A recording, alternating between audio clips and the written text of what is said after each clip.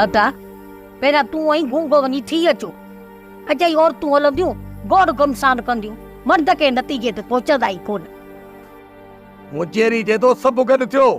पोइ बि त वरी बि मर्दनि जो ई फ़ैसिलो हलंदो न, गौड़ कंदियूं मायूं अजायो।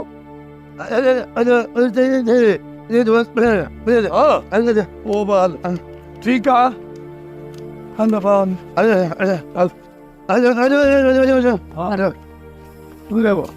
अम्मा इहो सोचियो अथई खाइण जे लाइ हाणे किथां ईंदो? अल्लाह ॾींदो अम्मा, अल्लाह सही ॾींदो। मां त चवां थी सभई छोकिरा ॻोठ वारा मिली करे अधे वसाए सां वञनि शहर ॾे, वञी उते कमाइनि त पंहिंजो ॻोठ ख़ुशहाल थी वेंदो। जेकॾहिं कंहिंजा माइट राज़ी नथा बि थियनि न, त मां त पंहिंजे गूंगे खे लाज़मी अधे वसाए सां शहर ॾे मोकिलींदसि। मामा चए पियो सभु शहर हलूं, पोइ छा अम्मा असां बि शहर हलूं? इहो सुबुह जो फ़ैसिलो कंदासीं, ॾिसूं त मुंहिंजी कहिड़ी थी ॻाल्हि करे। बाबा ॻाल्हि इहा आहे त छोकिरनि खे शहर कम ते मोकिलण लाइ तव्हांजी छा सलाह आहे? बाबा मुजेरी, असांजा छोकिरा तुंहिंजा पंहिंजा बचा आहिनि बाबा, कारे पाणी मोकिलींदे तॾहिं बि तुंहिंजी मर्ज़ी। पर बाबा जेकॾहिं छोकिरा कमाईंदा त उनजो उजूरो बि त महीने खां पोइ मिलंदो न।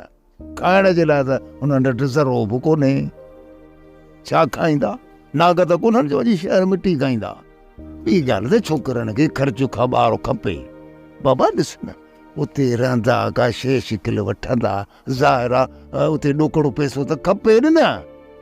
वसाया, जेकॾहिं तूं पाण सां 5 छोकिरा वठियूं वञी त महीने जो उन्हनि जो ख़र्चु घणो थींदो?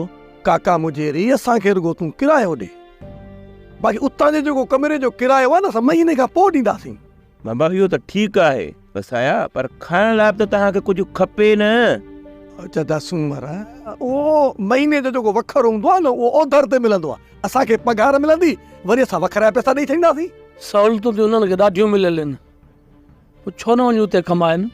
हा काका मुजेरी, तव्हां असां ते रुगो भरोसो कयो, असां उते वञी राति ॾींहं महिनत कंदासीं, पोइ अलाह भलाई कंदो।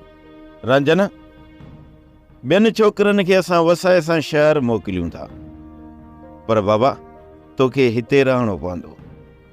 बाबा जेकॾहिं तूं बि शहर कमाइण लाइ वेंदे न त पोइ मूं वटि हिते 3 पोड़ा ऐं धण मायुनि जो रहंदो। ख़ुदा न ख़ास्ता का हेठि मथां थी पए त पोइ बाबा मां अकेलो माण्हू उन्हनि खे काॾे ॻोल्हींदुसि? हा ॻाल्हि तुंहिंजी लख रुपए जी आहे। पर काका मुजेरी, बाबा पर खे छॾ, मुजेरी असांजो वॾो आहे, जेको फ़ैसिलो कंदो सो सही कंदो। जी बाबा, मूं माठ जीअं काको मुजेरी चवंदो आऊं तीअं कंदुसि।